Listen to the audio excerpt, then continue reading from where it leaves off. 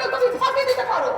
তাই আমি চাই তুমি মরে যাবার আগে এই সম্পত্তির 50-50 ভাগ। 50-50 বলছো কেন ছোট মা? বাবা ওই কুন্তলের নামে আমি 70% লিখে দেবো। রাহুল এই তুচ্ছ সম্পত্তির জন্য ছোট মা পর হয়ে যাবে, ভাই কুন্তল দূরে সরে যাবে, আমি মেনে নিতে পারবো না বাবা। এতই যদি বুঝিস তাহলে সমস্ত সম্পত্তি সবকিছু আগলে বসে আছিস কেন? ছেড়ে দিতে পারছিস না? ছোট মা বিশ্বাস করো, আমি আমি সব ছেড়ে দেবো। মুখের কথায় হবে না, মুখের কথায় কোনোদিন চিনে ভিজবে না। আমি চাই কাগজের কলম, এবং সেটা 7 দিনের মধ্যে। কথাটা যেন মনে থাকে। রাহুল তুই কেন বললি বাবা? বাবা এই বিষয় বিষ ত্যাগ না করলে সেই বিষের প্রতিক্রিয়ায় যে তোমার আর আমার জীবনটা নীল হয়ে যাবে বাবা। আমি তো সম্পত্তি চাই না বাবা, আমি শুধু তোমাকে চাই বাবা। রাহুল তোমার এই যন্ত্রণা থেকে আমি তোমাকে মুক্তি দিতে চাই।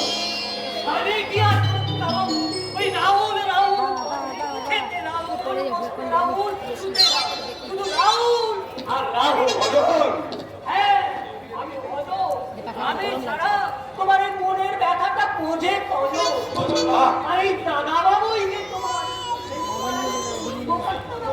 হ্যাঁ হ্যাঁ বলুন, হ্যাঁ শুধু তাই নয়, ওর দত্তগিরি গিরি ধন বাবার অতীত বর্তমান ভবিষ্যৎ। হ্যাঁ মঞ্জুরিয়া কুন্তল ওদের আমি ঘেন্না করি, ওদের আমি ঘেন্না করি।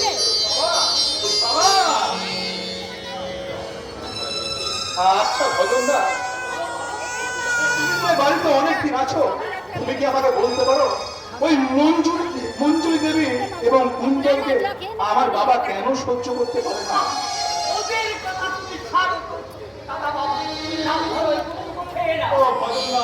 তুমি আর এখন দুধ কেন নিয়ে এলে?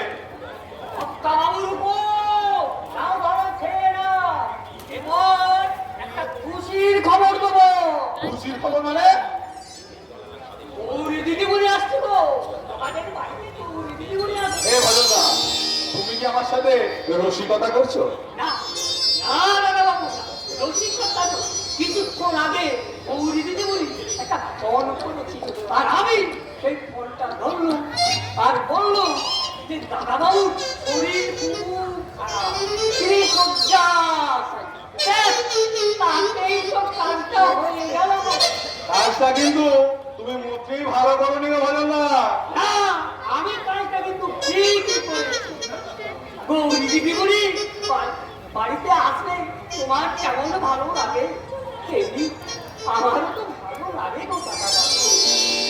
গৌরী দিদিমণি অনেক দিন হলো এই বাড়িতে আসে, তাই সে যাতে আসে তুমি ফোনটা করে দিই। আমার নাম ভালো, আমি ছাড়া তোমার এই মনের কথাটা আমি ভালো লাগছে গৌরী আসছে শুনে, মনের মধ্যে একটা শীতল বাতাস বয়ে যাচ্ছে। ভালো লাগছে, খুব ভালো লাগছে।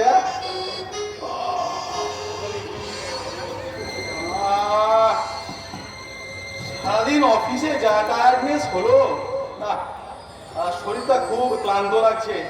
ওই গৌরী আসার আগে আমি বরং একটু টান টান হয়ে শুয়ে পড়ি। গৌরী এলে আবার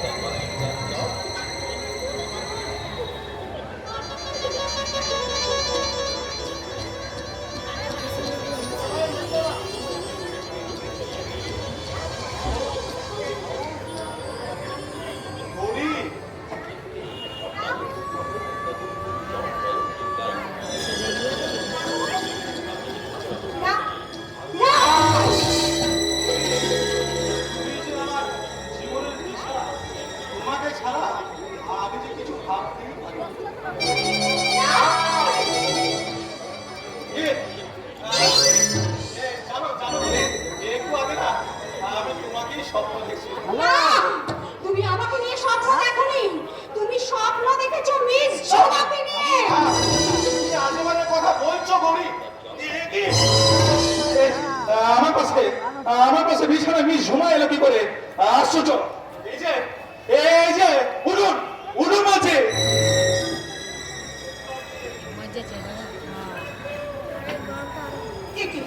একটু আগে তো তুমি আমাকে জড়িয়ে ধরে কত আদর করলে, কত ভালোবাসলে, হঠাৎ তোমার কি হলো? দূর চেয়ে ভালো লাগে। আরে তোমার গার্লফ্রেন্ড গৌরীকে দেখে তুমি হট করে পাল্টে গিয়ে গেলে? আমি জানতে চাই আপনি আমার বিছানায় এলেন কি করে? বলুন। যদি ভাজা মাছ তো উল্টে খেতে যাবে না। কি বলছেন? এই মুহূর্তে আপনারা বাড়ি থেকে বেরিয়ে যান। হাজম না ফুটবল। কি হয়েছে? চিন্তা করছি কেন? আরে গৌরী, সরি বৌদি তোমার মুখটা ভার। রাহুল তুই নিশ্চয়ই বৌদির সঙ্গে ঝামেলা করেছিস। তুই একদম কায়দা ভালো করেছিস। এখন তো তুই আমার কথা শোন। কি হয়েছে? রাগ করো না বৌদি, বিবাহিত প্রেম জমে ভালো নাকি বলো? আরে মিস ঝুমা, কি ব্যাপার? এত রাতে আপনি রাহুলের ঘরে? চরিত্রহীন দাদাই ওকে এখানে নিয়ে হ্যাঁ? এসেছেন। না বলি না। তুমি বিশ্বাস করো। তুই আমাকে বিশ্বাস কর ভাই। ও অফিস থেকে ফিরে এসে না তার হয়ে আমি ভুল করেছিলাম। হঠাৎ গরিব চিৎকারে ঘুম ভেঙে দেখি মিস ঝুমা আমার বিছানায় শুয়ে আছে। আশ্চর্য! আমি এখনো বুঝতেই পারছি না রাও কুন্তল যে আমার বিছানায় ওই ঝুমা কোথা থেকে এলো।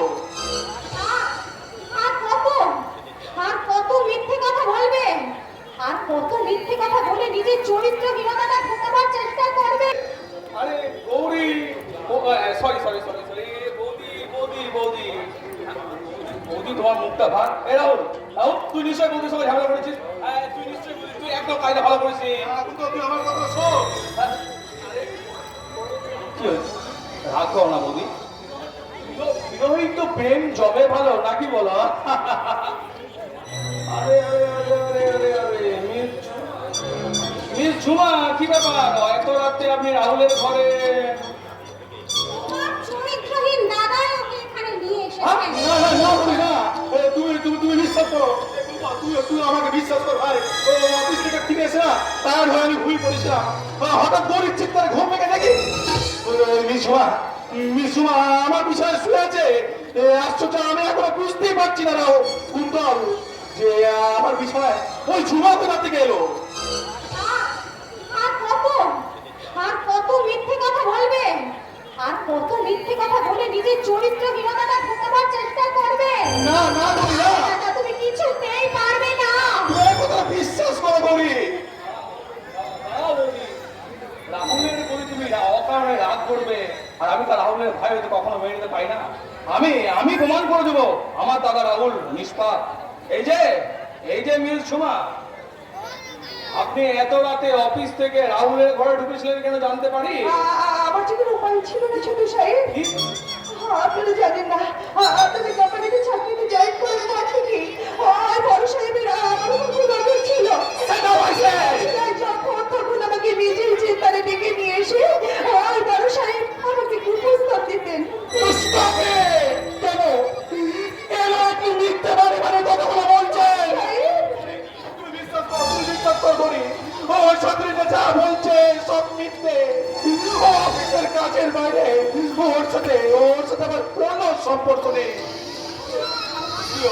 তুই আমাকে বিশ্বাস কর ভাই কুন্তল, ও যা বলছে সব মিথ্যে সব মিথ্যে। তুই কি পাগল হয়ে গেছিস রাহুল? আমি তোকে বিশ্বাস না করে ওই সব বাজারের মেয়েটাকে বিশ্বাস করবো? হ্যাঁ,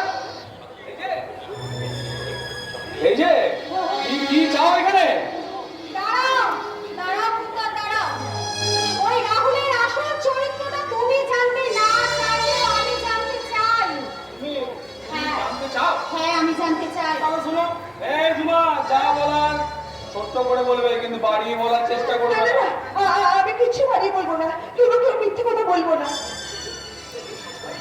বিশ্বাস করো, আমার কোনো দোষ নেই। তোমার সঙ্গে সম্পর্ক আছে জেনে আমি আপত্তি করেছিলাম, কিন্তু বড় সাহেব আমাকে প্রাণের ভয় দেখিয়ে যখন বিভিন্ন হোটেলে নিয়ে গিয়ে আমার দেহটাকে ছিঁড়ে খেয়েছে। বিশ্বাস করো, ছিঁড়ে খেয়েছে। You bloody swine!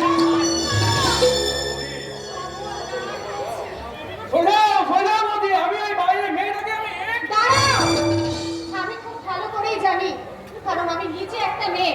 তাই আমি এটা খুব ভালো করে জানি যে একজন মেয়ে নিজের নামে কখনো ইচ্ছে করে কলঙ্ক রটায় না।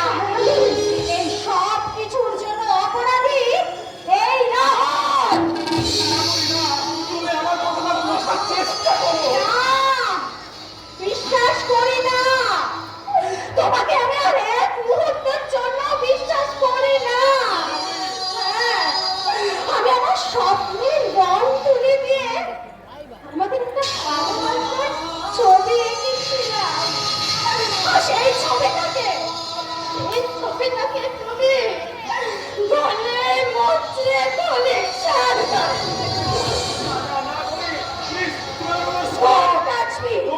ছবে না আমাকে। আর খবরদার বলছি, ওই নোংরা মুখে তুমি আমার নাম আর দ্বিতীয়বার উচ্চারণ করবে না।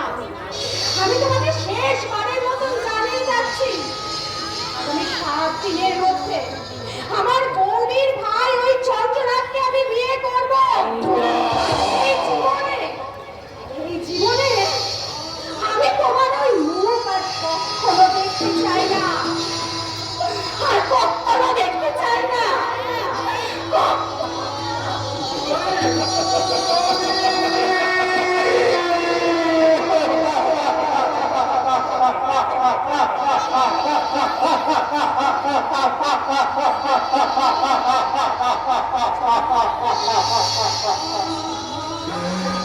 অপরাধী জানিও না, অপরাধ বিচার হইয়া গেল। শান্ত হ রাহুল, শান্ত হ। তুই চিন্তা করিস না। গৌরী বৌদিকে বুঝি সুঝিয়ে আমি তোর কাছে, আমি তোর ভাই করে দিচ্ছি। আমি তোর কাছে নিশ্চয় নিয়ে আসবো। কিন্তু তোর চরিত্র হওয়ার দাঁড়িয়ে ওই নোংরা মেয়েটাকে ওই নোংরা মেয়েটার গায়ে হাত দিয়ে তুই আমাদের পবিত্র বংশের আভিজাত্যকে কলঙ্ক করিস না রে। এই যে নিঃসুমা, নষ্টামে কোনায় যদি আপনার পেশা হয়, তাহলে যান বাজারে গিয়ে দাঁড়ান। অনেক অনেক টাকা রোজগার করতে হবে। খুন এবং ধর্ষণের অভিযোগে মহামান্য আদালতের বিচারে পুরুষ আসামিদের ফাঁসি হয়, ঠিকই হয়। কিন্তু আপনার মতো মহিলা যে আমার নিষ্পাপ চরিত্রটাকে ধর্ষণ করে আমার ভালোবাসাকে ভোগ করলেন, বলতে পারেন কোন আদালতে আপনার বিচার হবে? কোন আদালতে?